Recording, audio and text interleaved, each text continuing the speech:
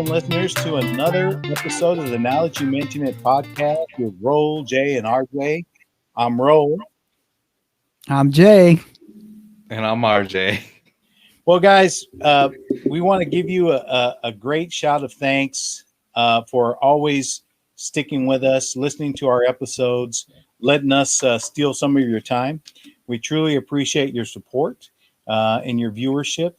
We want to ask, before we get into tonight's episode, that you hit the notification button and like and subscribe our YouTube. We also want you to check us out on the audio formats on iHeartRadio, Google Podcast, Apple Podcast, Podbean, and Spotify. And don't forget, you can also check our Facebook page, Reddit, Instagram. You can also find us on Twitter and TikTok. And of course, you can always go to the nowthatyoumentionitit.org website, where RJ has conveniently dropped in all the links so that you can access any number of those formats and check us out however and whenever you can. So, yeah, and also, you hit that link for our merch, and it'll take you over to our friends over at Three Dog Apparel, where you can get you some, now that you mention it, swag. Yeah. So, I noticed that you got your swag on, and I noticed that me and RJ don't have ours yet. So what the hell is up with that?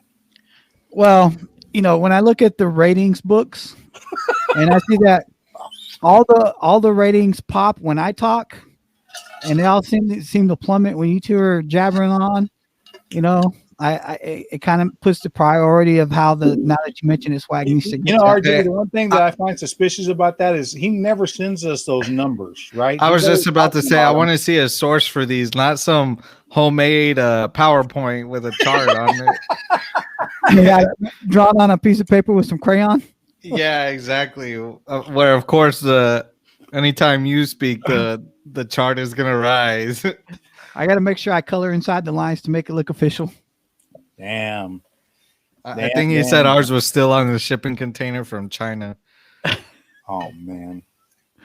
Well, I believe it. I routed it. I routed it to you guys through Wuhan. So, well, hell, I gotta subject that thing to probably three treatments of Lysol and then wash it and put another 3 just to make sure I got coronavirus on it. At this point, you might as well have just got me a, now that you mention it, hazmat suit.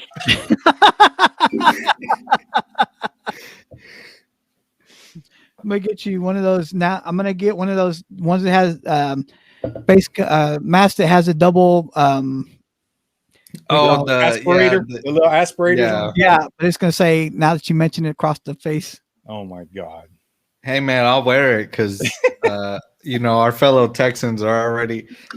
They didn't even wait till today. As soon as the news came out over the weekend, there were already people who were just like F it, at the different parks throughout the city. Well, no it's funny because you sent that video to us about that confrontation at a grocery store, like the day after Governor Abbott declared the no mask policy, or that he announced that on the 10th that the no mask policy was going away.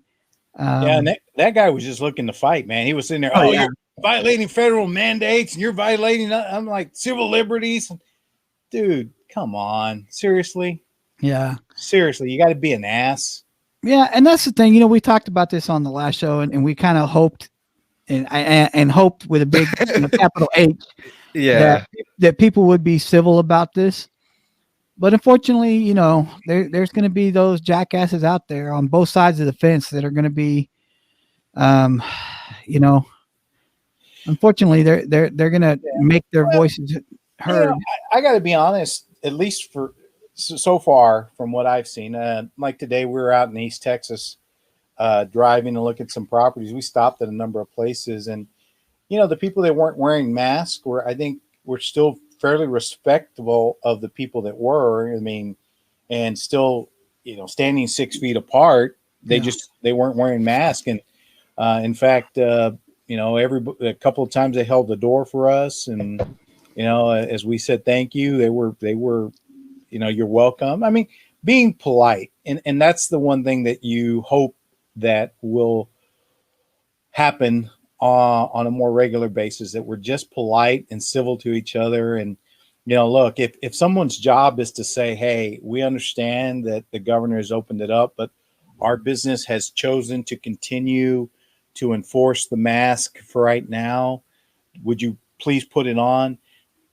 Don't be an ass about it. If you say, look, I don't want to wear a mask, and, they say, well, unfortunately, that guy's just getting paid to do his job, or that person is getting paid to do their job. They're not trying to be in your face about it. They're just saying, hey, look, my employer has chosen this. And again, I'm one of those guys that, does that mask really limit your freedom? Does it really limit your ability to do anything? And the answer is no. I know a lot of people aren't going to agree with me. I totally get it. I just choose to be the kind of person that says, okay, fine. Look, if it helps the greater good, count me in. Well, and unfortunately, we're surrounded by too many people who have the attitude of nobody's going to tell me what to do. Yeah. Of course. Nobody's going to tell me I can wear a mask. Nobody's going to tell me I can't wear a mask. Nobody's going to tell me that I have to do this or I have to do that. I'm going to do what I'm going to do. And that's fine. I mean, my company has taken a stand that, hey, look, in our offices, we will continue to social distance and we will continue to mask up. Now, any employee that doesn't want to wear a mask, that's fine. As long as your desk is, socially distant from other desks, and we're not going to stop customers from coming in without masks. But by the same token, like you said, I'm going to always wear my mask. I'm going to have my mask on when a customer comes in. And, I just know that one day, once somebody's going to come in and they go, oh, you don't have to wear that anymore. Yeah, I know, but I choose to. Right. And I would hope that your, sense of responsibility for yourself outweighs your responsibility for me. You don't have to be responsible for me. I'm responsible for my own self. Mm-hmm. Yeah, I think you're right. I think there are just too many people who, regardless of what you say, you could say whatever the rule is, they would go against the grain just for the sake of going against the grain, not because they genuinely care. They just want to be different. That's all it is. And I understand some people don't want to wear the mask. I wish they would, but I'm not gonna pick a fight about it. Just keep your distance. Don't be all up on my back, and everything will be fine. But for me, like, even once I get vaccinated, I don't know. I think during 6 seasons, I'll still wear the mask just because, especially during the winter, kind of keeps your face warm. And, you also prevent, Are you telling me that shaggy beard didn't keep your face warm enough without the mask? Well, I mean, it does, but I mean, I'm just saying it serves two purposes, I think, is that whether it's Rona, the flu, or, whatever future viruses come, I think the stigma's already there that you're going to start seeing them more, at least, on a more regular basis. It's interesting that you bring that last part up, RJ, is that I do think that we've not seen the last of coronavirus. We've seen as more and more people getting vaccinated and choosing to get vaccinated, and herd immunity does take effect. Let's not forget, these things are going to mutate. There's going to be a COVID 2.0. There's going to be a COVID 3.0. A COVID. Well, there's a reason why we get flu shots every year. Yeah, exactly. Because the flu just tends to change and mutate, and so what flu shot I may have gotten 3 years ago may not be effective against whatever strain of flu is out there this year. Yeah. No, I agree. No, and for the most part, from what I've seen, people have been, it's probably 50-50. There's half the population wearing it, half of them not. And I haven't really seen too many people, at least in my, outgoings this weekend, I haven't seen too many people not wearing it or, trying to cause a scene, but you're just always going to have those people who you could change the rule the other way. They're going to go against the grain because nobody's going to tell me how to live my life. And, you wish you could. Where you're going to see the big problems are going to be these big businesses like that grocery store, or let's say for sake an Albertsons or hell, even Walmart, because Walmart came out today and said that they're still going to enforce the mask policy. Yeah, but you're gonna have those people go, well, this is a public place. I know you're a private, like he said, I know you're a private company, but this is a public establishment, and you're violating a federal mandate. Yeah. It always tickles me that when people try to make it sound like they know, like they're an attorney and they know what the hell they're talking about. Well, I know. I mean, like I said, it's amazing how social media, Facebook, TikTok, Twitter, Instagram has made a generation of law enforcement experts. Yeah. Like everybody knows, like the number of videos that I see on TikTok and Facebook. Oh, if you get pulled over, this is what you need to do to the police officer. Just barely open your window and say, I don't answer questions. Okay. You know what, dude? Well, hey, so I know that we all have Corona tire head, that we're just fatigued, COVID fatigue. I do want to get into talking about the Cowboys and in the new Dak Prescott contract. However, I did think about something that the Texas Rangers announced, that they're going to allow a full stadium this year. Full stadium. So, two things. Number one, I want to revisit with you about us looking and buying tickets. You and I had talked about buying season tickets, but then the whole coronavirus thing kind of derailed that. Yeah. I think it may be worth us talking about it again. Oh yeah, absolutely. I definitely would love to make that investment. And I'm kind of glad actually that I was so on the fence about it last year before the season, because my understanding was when all those games got canceled and everything got pushed, a lot of those people didn't get refunded. And so the way that it worked was, and this wasn't just the Rangers, this was, I think, most sports leagues in general, was that they were giving credits for season tickets for the next year. And that's fine and dandy if you didn't get laid off and you can afford to carry it for another year. Right. But all those people that got, that lost their jobs, that had invested $4,000, $5,000, $6,000 in season tickets, that were saying, well, if you're going to cancel all these games, give me back my money. And these sports leagues are like, well, if you read into the agreement, this is what it actually says. As long as we don't technically cancel the games, we just postpone them, then we can, push those tickets to a further time. And if you've invested $5,000 or $6,000 in season tickets and you get laid off and you're trying to figure out how to pay your bills and you've got that $5,000 or $6,000 sitting over there that you can't use, I'm sure this is a very small, very, very small percentage, but what about those season ticket holders that might have passed away from coronavirus? Yeah, that's a good question, man. What happens to that money? And their family doesn't know, or doesn't know how to go about that process. Yeah, who knew if Uncle Joe, how to get that money back from Uncle Joe's third baseline, tickets. I don't mean to laugh, and just it's just interesting. Well, it's okay to laugh because it's kind of a weird situation. Yeah. It's not it's not an everyday issue, and I definitely would like to. I think I'll look into it this week and see what we can do about that. Maybe I can get the podcast to invest y'all's portion into season tickets. I knew it. I knew it.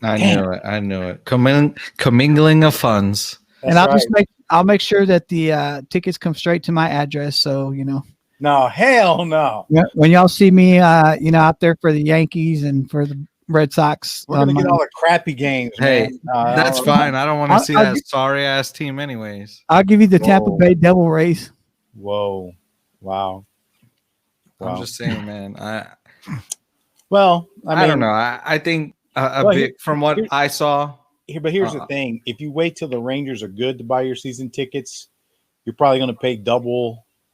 Maybe not quite double, but you're definitely going to pay more of a premium. Well, look at this, RJ. If you wait for the Rangers to get good, you'll be able to take your kid to a game. Oh, damn. Well, Mavericks will probably have another championship or two by then. Cowboys will probably have at least another Super Bowl. I think we'll get into the Cowboys talking a little bit, but I do appreciate that. I kind of forgot about the Rangers. Not forgot about them, but about this announcement today. Yeah. Just in my opinion, and from what I saw, I think a good amount of the Rangers fan base was a little upset, especially a couple of ticket personas. I don't want to throw names out because this is our podcast, not the 1310 fan club. But I get it. They got to pay for that new stadium. I'm not saying they should have limited it to 25%, but 100% is a little aggressive in my opinion. I know, and that's the thing. And to me, that's kind of the difference between this Rangers ownership and Jerry. Jerry's all about money too, but Jerry will also spend money, as we've seen throughout the years. Pac-Man Jones, Terrell Owens. Not saying that those contributions panned out, but he's when he was willing to, he spent money. Yeah. And I just don't feel that this ownership, is of that same mindset of Jerry Jones or even Mark Cuban's. I think it's Mark Cuban. I think you're trying to compare. It's not a fair comparison because, Jerry Jones is driving the Escalade of sports franchises, and the Texas Rangers are more like a Ford F-150 that's about 4 or 5 years outdated. When you look at the fact that I think where look, somebody had to start somewhere. Somebody was going to have to be the guinea pig or draw the line in the sand to say, okay, we got to get back to 100%. And I think that with the Rangers doing this, then you will see the Cowboys, Mavericks, and Stars fall in line at some point. Especially after a couple of games when you start to see were there individual surges in the Dallas-Fort Worth area in COVID cases after a couple of games. And I think that the Rangers are banking on the fact that a lot of their customers are going to be vaccinated by the time the season starts. I know that the CDC has come out and said that even though COVID mandates are going to remain in place throughout, but the CDC released a statement this week saying that, hey, people who are vaccinated, families that are vaccinated, groups that are vaccinated can now, it's going to be okay for them to get together in small groups. And I think that at some point you got to kind of expand on that. I mean, look, guys, we all know, you've said it, COVID's not going anywhere. We talked about the fact that there's a reason why we get a flu vaccine every year. But at some point, are we going to get back to normal? I think we have to find that starting point of when do we get back to normal? And I think that this might be a good starting off point to see, hey, let's see how this goes. And I guarantee you, Jerry Jones is looking at this very, very closely because the Cowboy season doesn't start until September, right? And he's going to be looking at this. By that point, the Rangers will already be 5 months in. I think he's going to be looking at have cases spiked in the Dallas-Fort Worth area. If not, then maybe it's going to be okay for me to put 70,000, 80,000 people back into Texas Stadium. Because at some point, AT&T Stadium. AT&T Stadium. But at some point, they got to pay the mortgages on these buildings, right? Of course. Without having it come out of their pocket. Well, not Jerry, because Arlington the taxpayers. But anyway, yeah. Go ahead. But you know, but he's got to make up some money. Yeah, he does. Just wrote a big fat check. He wrote a big old fat $140 million check. You know, so look, I personally, as a fan of baseball, would like to see fans back in the stadium again. I know last sucked, looking at those stupid virtual fans and the paper fans and them piping in crowd noise and all that other stuff. You know, I hated that. I hated that, man. I did. Because you guys know, man, there's nothing like going to a ball game. You know, there just isn't. Mm-hmm. Look, I've never been to, I'm going to be honest with you. I have yet to be to AT&T Stadium, period. I haven't been out to a game. I haven't been to a concert. I haven't been to an event out there. But I try to go to baseball games every year. Maverick games, I may make one a year. Never been to a Stars game. You know, but baseball is my jam. That's who I am. And to me, there's nothing as exciting as being out at the ballpark. Now, I want to get back there this year, especially because of the fact that I want to be able to enjoy a summer day game without it being 110 degrees outside, without my ass melting when I sit down in the seat, you know, without sweating my guts out to watch a ball game. You know, I'm ready for that. I'm ready to go sit in a 70-degree comfort closed area baseball game. You know, versus the Houston Astros. To watch them lose 9-0. That's okay, man. Hey, you got your soft spot, RJ. The Mavericks are your soft spot. I know that. That's fine. Well, I was gonna say I think I'd much rather go watch a soccer game right now than watch the fucking Rangers. And mine.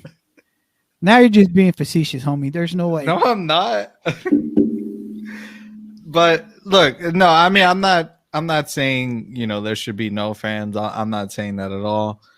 Of course, we got to start to establish a new sense of normalcy. But I just don't know that. You two can go to all I'm saying is you two can go to all the Rangers games this year, because I'm not going to risk getting COVID at 100% occupancy to see a losing team. I mean, if we're talking about Mavericks, okay. Without Googling it, name one player on FC Dallas. I don't watch FC Dallas. That's the thing. That's your Major League Soccer team in Dallas. Okay, but I don't watch. Is it not? MLS. You're telling me you would rather go sit at a soccer game, right? And the only soccer game in town is FC Dallas, baby. It's not like you got AC Milan playing over there at the Toyota Stadium. I think what he's saying is he'd probably go watch a Jesuit soccer game. Yeah. Or one Jesuit player. Or even the Duncanville Rec League versus going to watch the Rangers. And not to mention that in the summers, the international teams do come here to play. They play at the Cotton Bowl. They play at AT&T Stadium. And I know we're a little bit of ways away, but the 2026 World Cup is going to be in North America, and I'm telling you, there's going to be at least one game at Jerry World. You're fooling yourself. No doubt about it. There's no doubt about it. If there was ever an event Jerry wanted to host besides the Super Bowl, it's a goddamn World Cup game, baby. You think he'll put up the fake bleachers again to try to get 100,000 in there? He won't have to do it for the World Cup. They'll figure a way out. I'm telling you. Yeah. Them fools will climb up in the rafters and look down. He's gonna have World Cup money.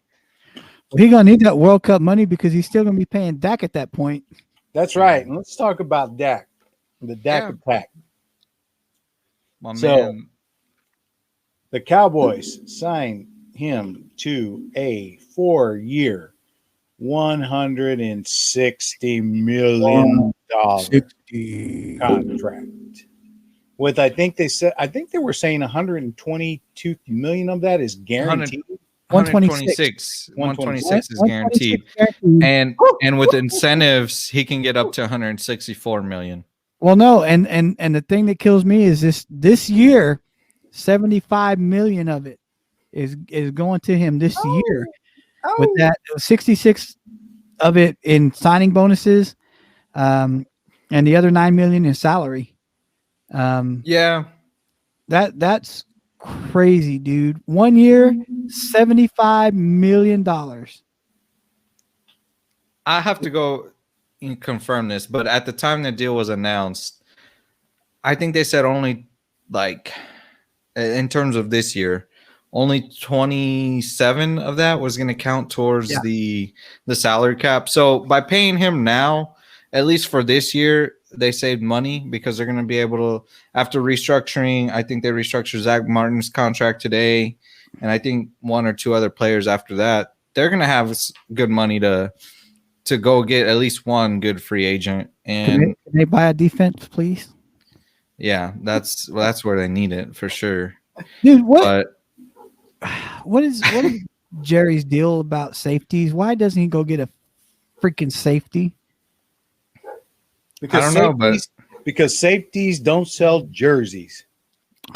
I mean, let's be honest. I mean, we want to talk about Jerry. And Jerry, honestly, I think he would love to have a championship team. I think he would love to have, again, just Cowboy Mania taking off.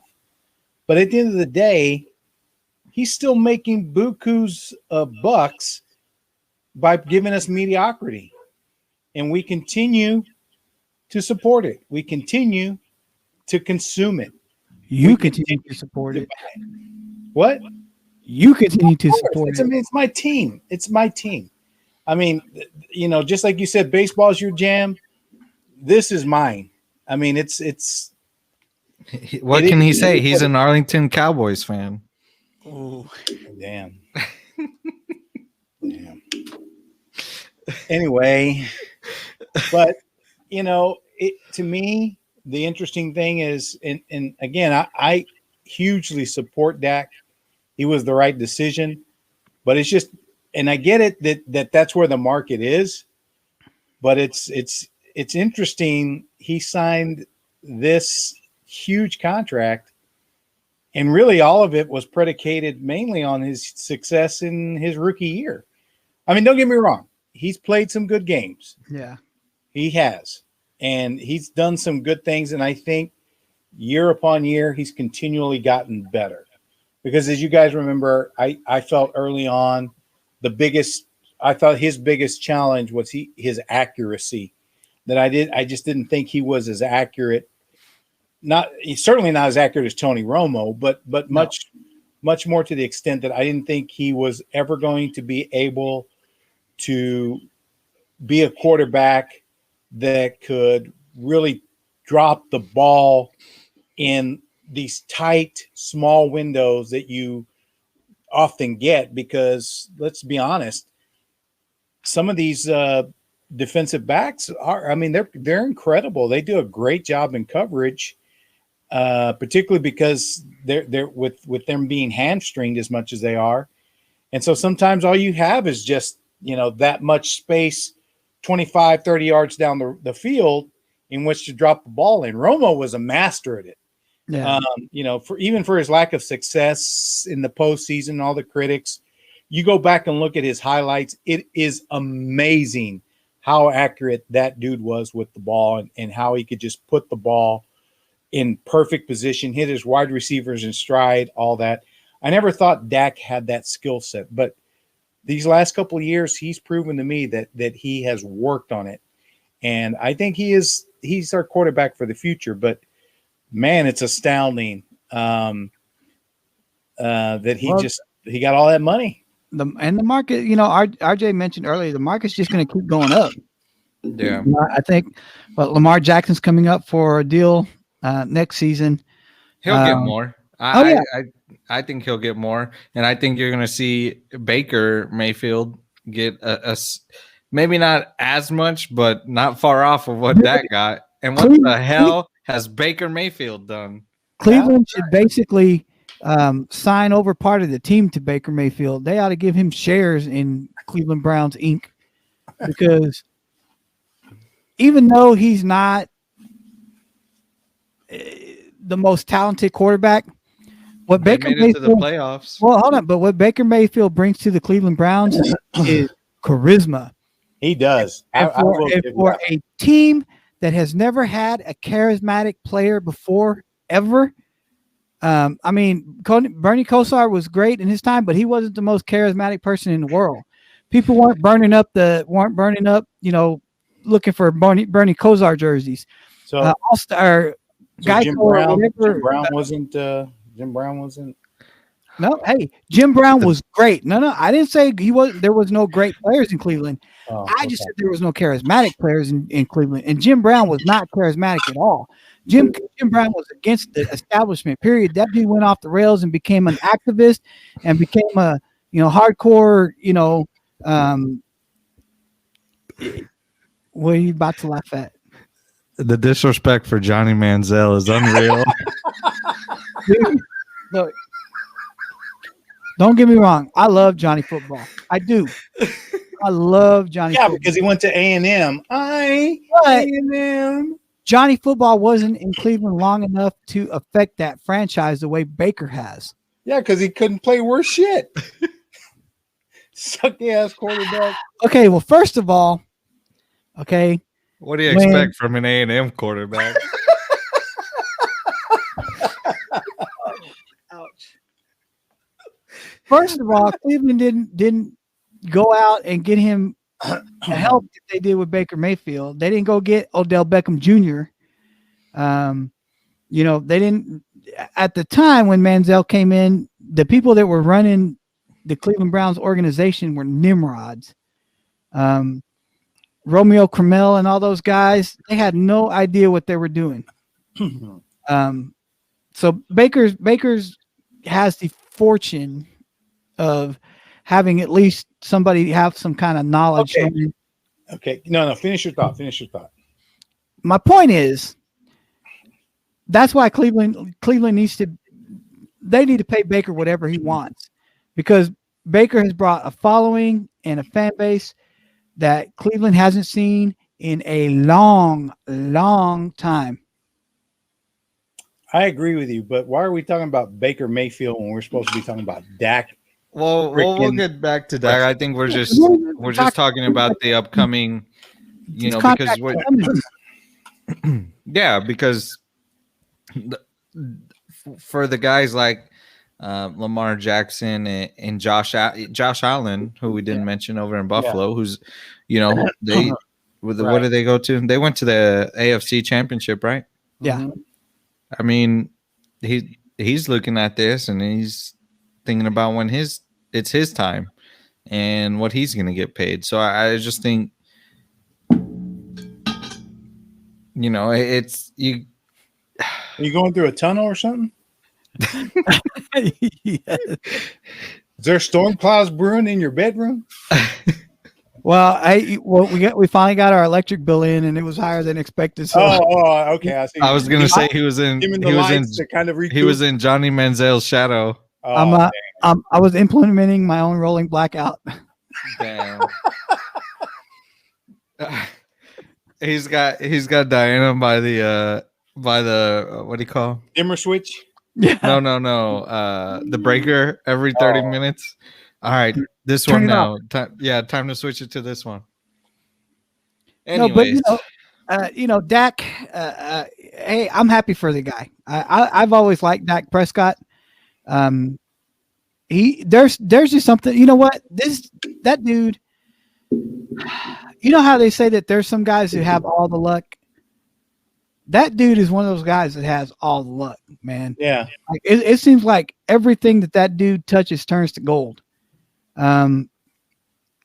went to Mississippi State, and was good there. Got him into bowl games. Gets drafted in the 4th round, and basically he lucked into the Cowboys starting job. Yeah. Had it not been for the fact that Romo got hurt, and had it not been for the fact that I don't even remember who Romo's backup it was at the time, broke his ankle in the preseason. Then Dak wouldn't have got his shot. I think more. Yeah, that's what I said. Kellen Moore. Oh yeah. Okay, my bad. Well, yeah, if it wasn't for the fact that Kellen Moore broke his foot or whatever, he got injured in the 3rd preseason game, and Dak took over in the last preseason game and got into and got into the regular season, and pretty much tore it up his rookie year. Yeah. He looks into the premier sporting player spot in any sport in the United States. There is no higher profile position in sports than Dallas Cowboy quarterback. I agree. I think the only thing that comes close is playing shortstop for the Yankees. Yeah. But there is no. So he gets into the most highest profile position in sports in the United States, and is more than serviceable. He's good. Mm-hmm. And with that rolls in all the advertising dollars and all the, he's doing spots for Sleep Number, Campbell's, all the endorsement Pepsi, money, Kroger, Frito-Lay. Yeah.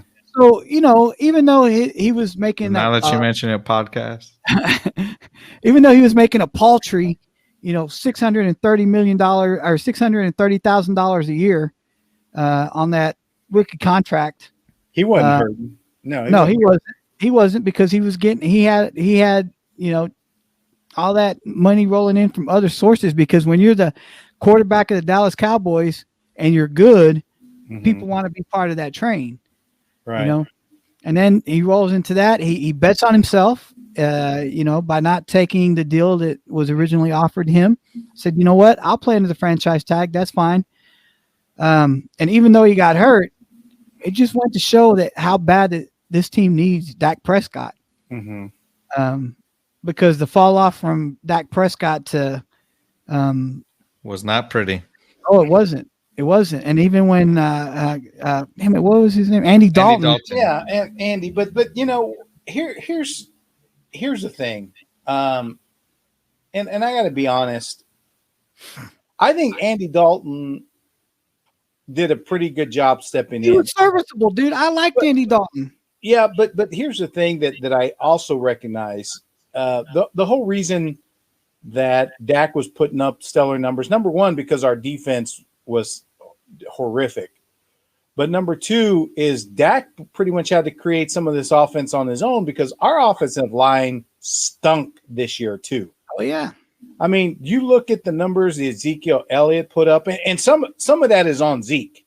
Honestly, I truly believe that Zeke was not himself this year, and you could attribute that to COVID or being out of shape or whatever. But there's a fair amount of that goes to the fact that our offensive line was not very good this year.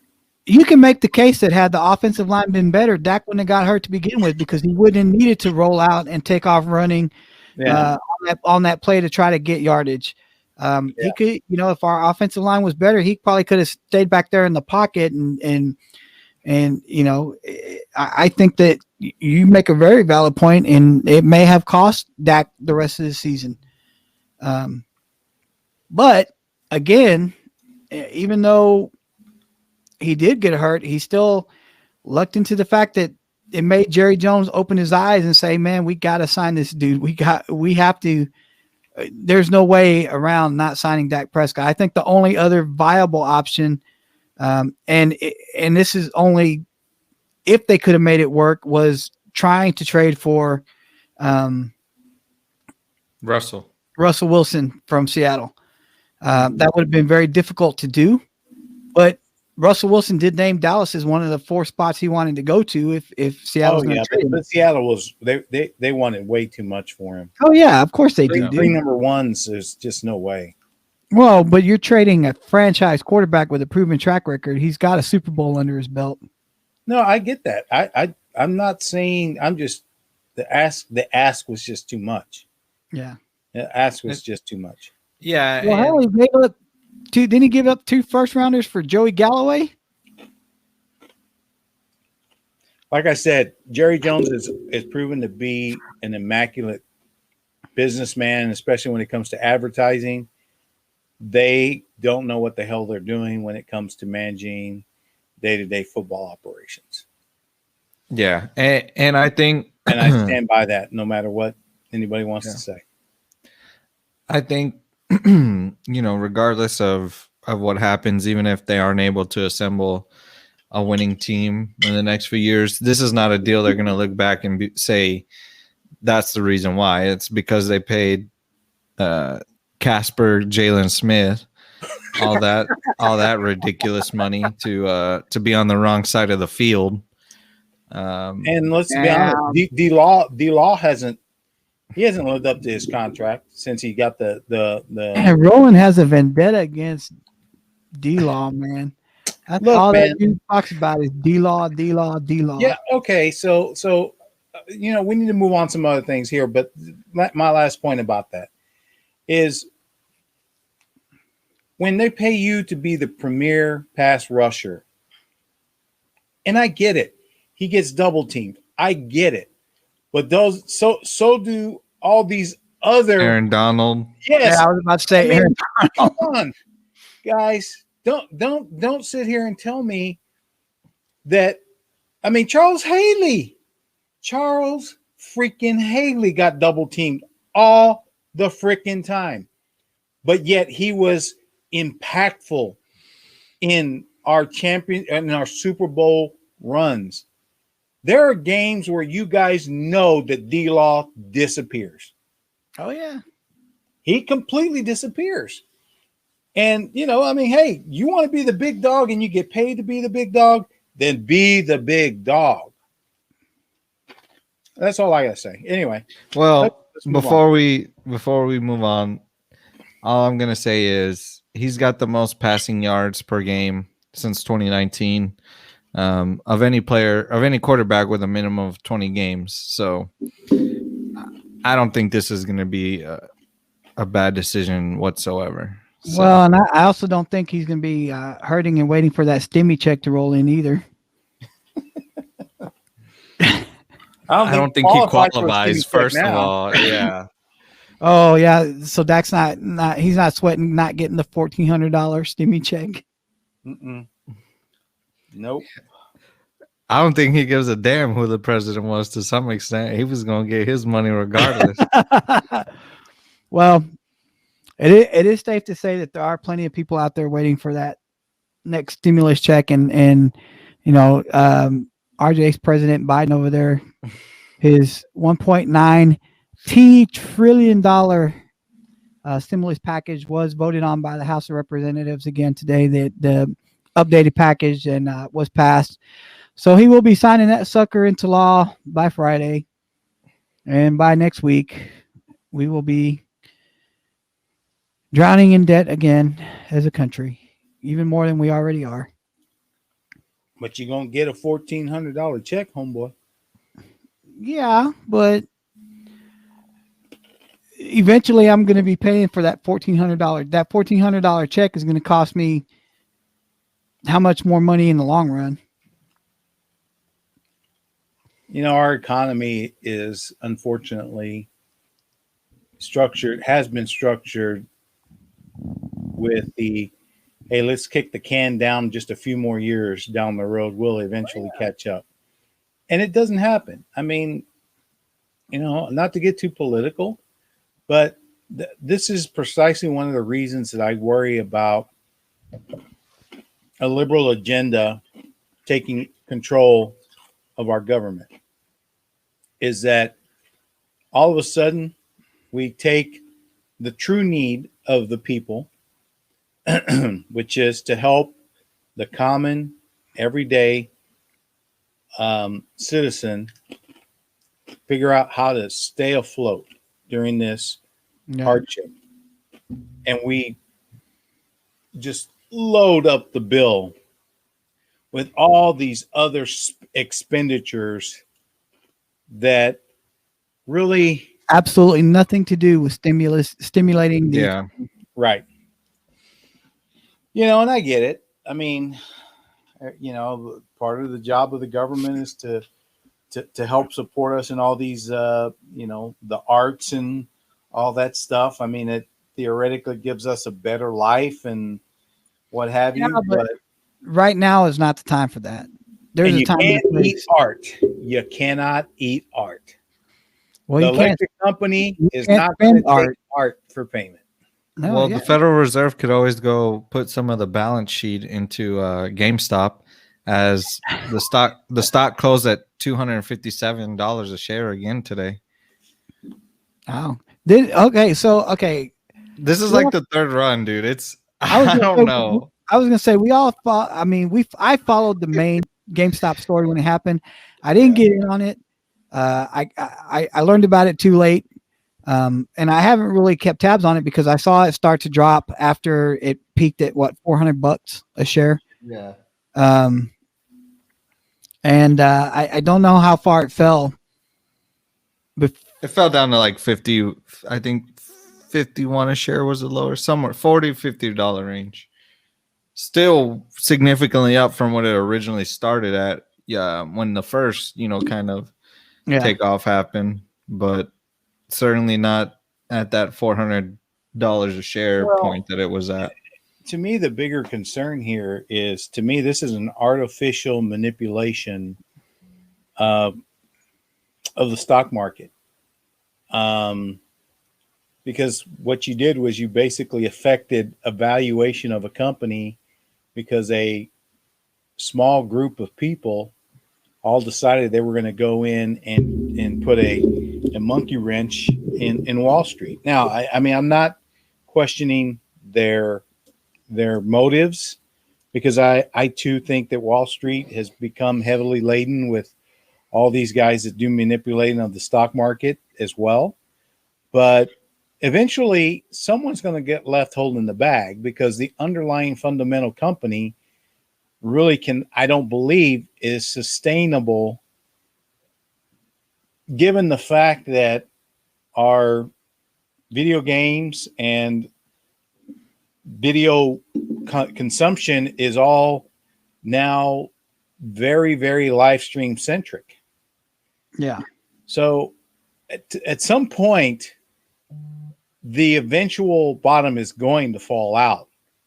And the people left holding the bag are going to be the very same people that help pump this up. This helped create some new wealth for some people, but it's going to be at the risk of other people losing everything when this thing eventually crashes back down to where the actual valuation needs to be. Yeah, because, unfortunately, one of the side effects of COVID and the shutdown is it has created a market for predators to prey on people who are looking for the next get-rich-quick scheme. Mm-hmm.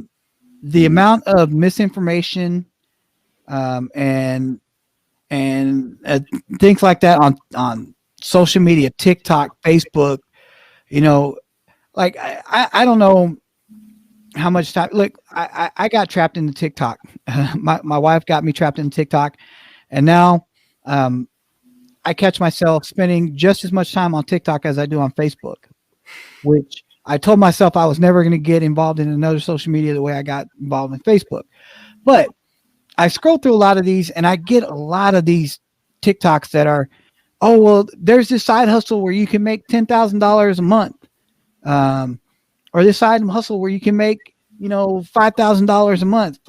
So when you're in desperate need and you hear that, and you think it's just going to be easy for you to go start this side hustle to make $5,000 or $10,000 a month, doing affiliate marketing, drop shipping, Amazon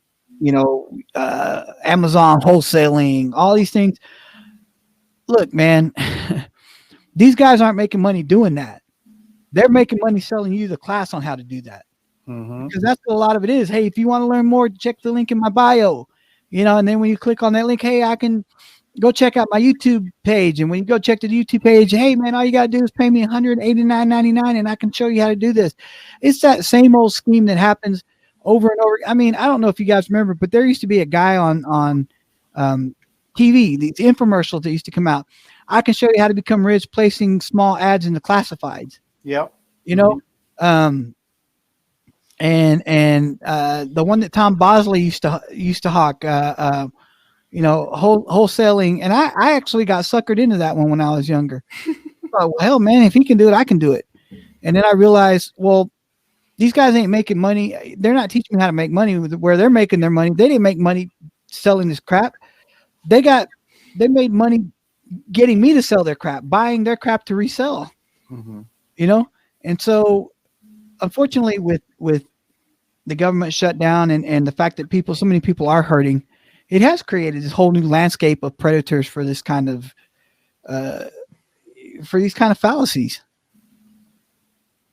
Well, and the thing you have to be careful is, in the stock market, just as those things are so volatile. Oh yeah. The fluctuation. I mean, the first run that GameStop made was, like I said, it helped some people make a lot of money. If you bought in early and then you sold before the thing crashed back down, you made a boatload of money. Yeah.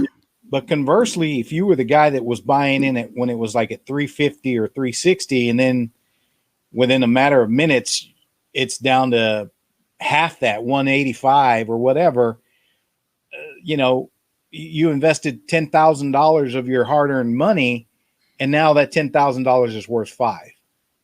Yeah. That adage of don't gamble what you can't afford to lose. I get that. But when people think, well, hell, I'm looking at all these other people, they took $2,000 and made it into $40,000. If I take $10,000, I could turn it into, 100,000, 200,000, but it doesn't work out that way because, again, the volatility of some of these things and everybody, you're fine if you buy in at the right time and you sell at the right time. Well, and now you get this whole, again, I go back to TikTok, but a lot of these TikToks that I look at, I know the next great stock that's going to take off. Like, oh my gosh, yes. And let's be honest, man, none of us can tell the future. I think that TikTok GameStop was a one-off. It was an outlier.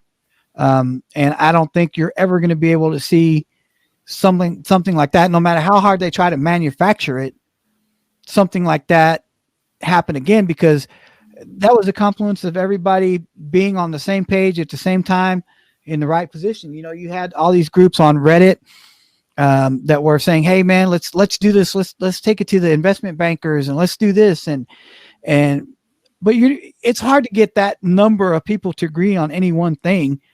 I think that was a fluke, and it was just a stroke of luck in that time. Yeah. Well, what it did was it caught people off guard. Yeah. It caught people off guard. And yeah, there were a lot of people on Wall Street that lost money. I mean, they themselves, they gambled and they lost. But, when you have a certain amount of money and you have an ability to weather the storm. Okay. So yeah, they lost money on the short sale because they were gambling that it was going to short, and it wound up going up triple the value or quadruple the value. And so, they lost a ton of money. Well, guess what? I mean, if those people have money, yeah, they're going to wait till it comes back down and they're going to short again. And so at some point, okay, so, they lost, $100 million or whatever. I promise you, those same people probably made most of it back within a few days. Yeah. And have probably made more because that's what they do for a living day in and day out. So sometimes market conditions you'll catch somebody flat-footed. It happens. But eventually the experts, they tend to recover, especially if they've got, big money backing them. And, it's the small guy. I'm guaranteeing you, a lot of the people that made money, their money was fueled too by some, you want to say, well, we made it off the rich people because we outsmarted them. We beat them out of the short. Well, okay. But eventually when that price correction went into effect, the guy that bought in at, again, probably the small investor that bought in at $350 and it came crashing back down to just over 100 or whatever it got down to on the low end. If he didn't sell appropriately, he lost all his money. Yeah. So not only that, when you think about these average people that got in and did this, and even if they made money, even if they bought in at $5 and they sold at $400 when it was at its peak, guess what, man? The majority of those people are not financially literate enough to hold on to that money. Right. That they made. It's akin to winning the lottery. They hit it big. They got the $100,000 scratch off. But what are you going to do with that $100,000, man? Mm-hmm. Because are you going to be able to take that $100,000, whatever amount of money you made doing that, and continue to make that money? Because I guarantee you, rich people know how to do that. There's a reason why rich people are rich, because they know how to generate money from money. Or even if they don't, they know how to hire people that do. Exactly. Yeah. I've always said as a trainer, and this is something that I've told every trainee that I've ever had, I don't expect you to know the answers to everything that I ask you. What I do expect you to know is where to find the answers, right? And that's what these rich people know. They may not know the answers. You're right. They may not, but they know where to find the answers. They know who to go to take that money and make it into more money. Mm-hmm. And the majority of the population, especially the majority of people that made all this money doing that, are not financially literate or sensible enough to hold on to that money they made. I guarantee you, some guy that bought in at $10 and sold at $300, and he's sitting on this $30,000 he made, he'll lose that $30,000. I wouldn't even give it a year. Well, if that person is not investor savvy, chances are he's going to take that money, try to put it back in the market, and try to replicate what he did. That's what I was just going to say. Is himself to the law of averages. It's going to catch up to him. Well, anyway, guys, we're creeping up on an hour, and hold on. What were you going to say, RJ? I was going to say I just said that all to say that keep an eye on the stock market in the coming weeks as these stimulus checks hit and people start looking to. Try to boost whatever in the next stock is, whether it's another point to make is, that we've been traveling to Vegas over several times over these last few months because one of our clients is building out there. We're looking for new locations, and so one of the things that I've observed in going to Vegas, because Vegas is for the most part has been probably at 25 or 30 or 50, no more than 50% capacity. And so Vegas took a pretty huge hit too. All these casinos that were jam packed, but what it did was it also allowed people that probably could not afford to go to Vegas on their current budgets, because all of a sudden airfare was cheaper, hotel rooms were cheaper because they were trying to get people to come back out there. A lot of people were going out there and enjoying Vegas. Well, how did they, for a number of people that were hurting because of their unemployment, situation, there still were a lot of people out there spending money. So, are they taking their stimulus check and instead of doing the responsible thing and making sure that they sock enough away to pay their bills for the next few months, make sure the mortgage payment says, hey, right now we can get a $29 airfare to Vegas and we can get a hotel room and then one of these nice hotels for, $50 a night. Why don't we go out there for a few days and, see if we can't gamble some of the money in whatever. Don't let my dad fool y'all. The real reason we're going out to Vegas is he can't scratch his what do you call his craps addiction. Man. Well, man, you weren't supposed to go live. You weren't supposed to go public with that, man. Oh, sorry. Here's the sad reality, bro, though, is that the reason why you have people doing that is because they just have that inkling that the next stimulus is around the corner. They think that the government is going to keep bailing them out because this is the third iteration of the stimulus check now. Right. And I'm afraid to say that some people are now starting to expect that the government is going to continue to, of course, stimulate the economy with these stimulus checks. Hell, unemployment has been pushed out. This bill is going to push unemployment out again, at least till the end of August. And I often wondered, and I guess this is a good question to ask you guys, since y'all are real estate moguls here, is how are these people that are having to eat tenants that can't pay their rent and can't get evicted because evictions have been the eviction moratoriums have been extended and things like that. How are those people who own the buildings, how are they dealing with this? Well, it always comes down to two things. How deep is the underlying debt, and how flexible is that lender willing to be? Because it's not as if the landlord by his own actions put his asset into this cash flow crunch. Right.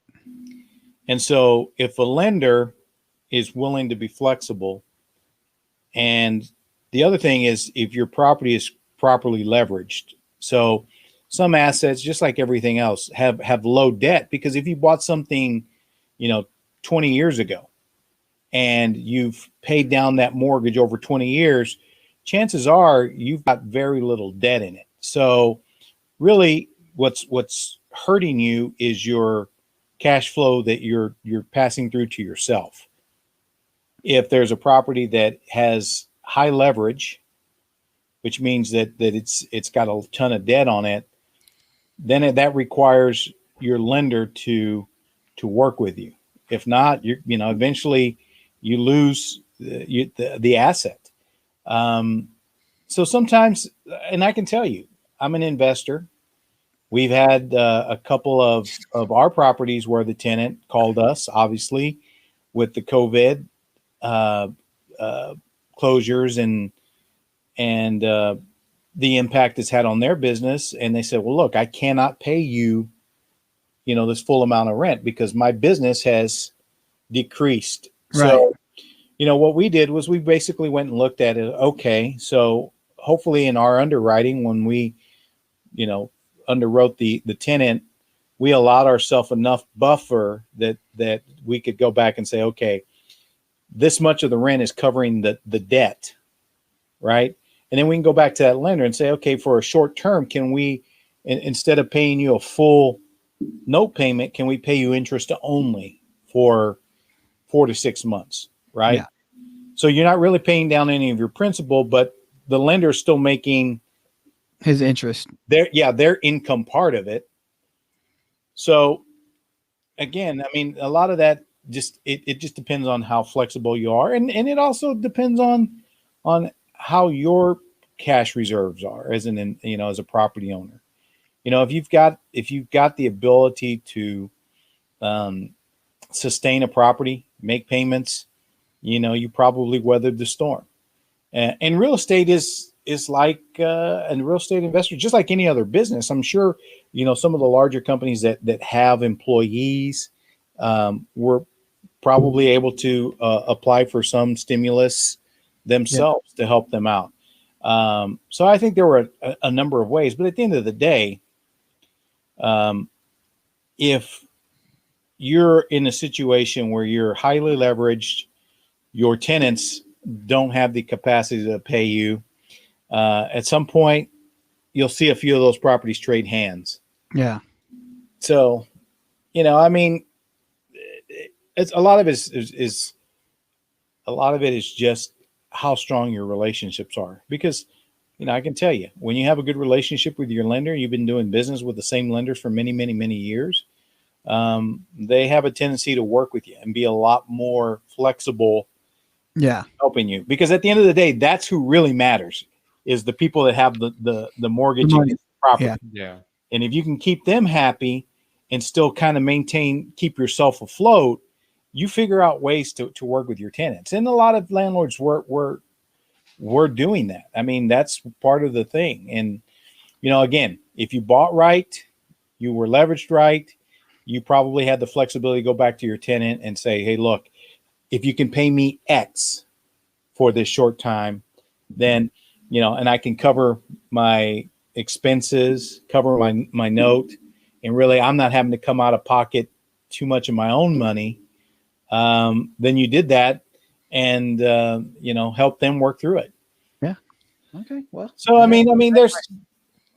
but just for every instance, I give you that, bro. I mean, there's probably as many people that are really, they're up shit creek right now. And yeah. And I was going to say, I think it's hard for us to some extent to speak to that because, our state never really was, not that it was never shut down, but it wasn't shut down to the extent of other states. So what landlords here did, they just got creative and, either extended the life of the lease or just took those months that, their tenants weren't able to pay the rent and spread it out over, 6 months, 12 months, something like that.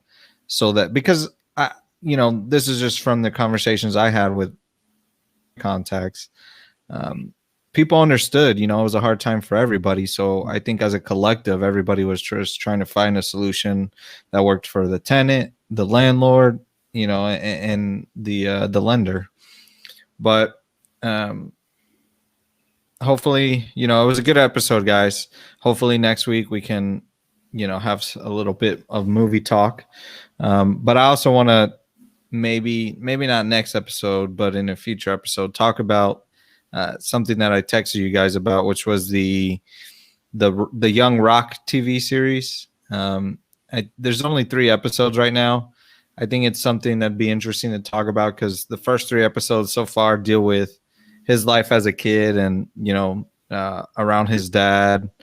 It's got Andre the Giant in it, Macho Man Randy Savage, a bunch of those guys. So I think it'd be interesting to watch and get text me when the young Stone Cold Steve Austin show comes out. I'm a huge Rock fan, but I can tell you I got zero interest in looking. Yeah, neither do I, bro. I'm sorry, man. I just don't. And The Rock was my favorite wrestler. I mean, outside the Von Erichs, I mean, The Rock was my guy. I mean, I just loved his trash talk. I loved several of the interactions between him and Stone Cold.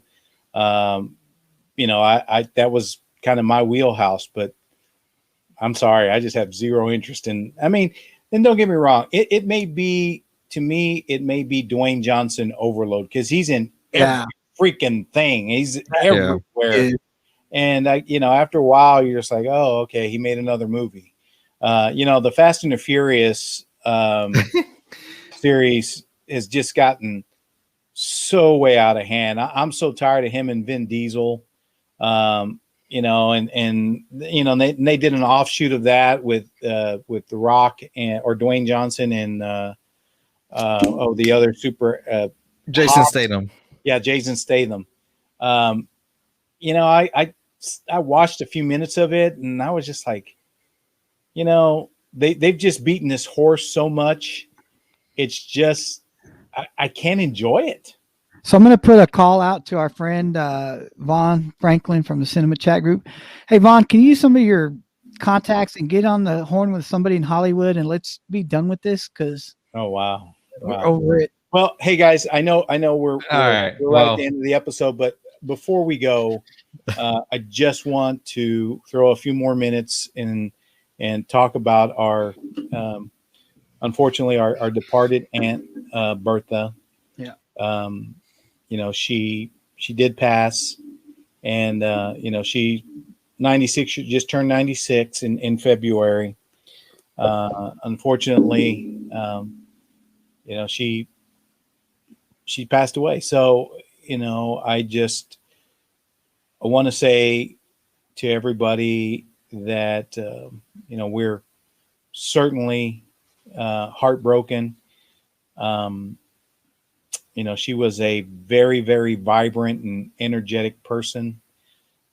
She was in many ways another grandmother for us, particularly because her and our grandmother were two of a kind to some regards, and they were always together. And we spent so many times at their house visiting with the two of them, and she will be tremendously missed. Oh, absolutely. And so we just want to say to anybody that has reached out to our family and offered condolences and prayers, we thank you on behalf of her family, of us and her children and grandchildren. And, you're going to be missed, Tia Bertha. We love you. Yeah, and please keep our family in your prayers, and hold your loved ones a little more tighter in these times. Absolutely. Appreciate the people while you have them, because, whether they're here 96 years or not quite that long, just remember, they're only here for a while. So anyway. Well, boys, it was another good episode, in my opinion. Looking forward to next week's episode. We just want to thank all of our listeners for being locked in with the Now That You Mention It podcast. The three of us know that time is everyone's most valuable asset. And so, with that being said, we appreciate every second that you give us. And we really enjoy doing this, whether it's only 5 people watching or, hopefully one day 5 million. But we're so grateful for y'all giving us that time just to listen to us and have a little fun, try to be funny, make fools of ourselves sometimes. But if you don't mind, we'd like to ask for just a few more seconds of your time so you can give us some feedback. If you're listening on Spotify, Apple Podcasts, iHeartRadio, Podbean, or Google Podcasts, please follow, turn on notifications, and if you can, leave us a rating and review. If you're dialed in visually via YouTube, please hit that like button, click the bell for notifications, and subscribe so that whenever we drop new content, you can be one of the first to get notified. Go find us on Instagram, Facebook, Reddit, TikTok, and Twitter by typing in the Now That You Mention It podcast and hitting the follow button. And if you want to make everything just easier on yourself, nowthatyoumentionit.org. All those links are on there. You can also check out our merch. I think Jay said he was working on the Now That You Mention It respirator or aspirator. Yeah. Also, hey, RJ. Jewish friends, Now That You Mention It, yarmulke. Oh my God! You and I might have to go on there and order our merch, because that's probably the only way we're going to get it. Yeah, I know. I might have to hire, go buy a couple of Hanes t-shirts from Walmart and just draw it on the pin. Yeah, exactly. Just trace it, But no, please, guys, go check out the website. Buy a merch. Maybe we'll make a disposable Now That You Mention It mask, or something cheap. But we would love it if you guys could support us in any capacity that's possible, even if it's just sharing of your favorite episode. And with that being said, we ask that you enjoy the rest of your weekend. And with one week coming to a close and a new one beginning, we want to encourage you all to make it a great one and focus on writing another great chapter in your book of life. And last but certainly not least, a big thank you to Jesse P, because we couldn't do it without you. Amen. Night, boys. Night, boys. Night.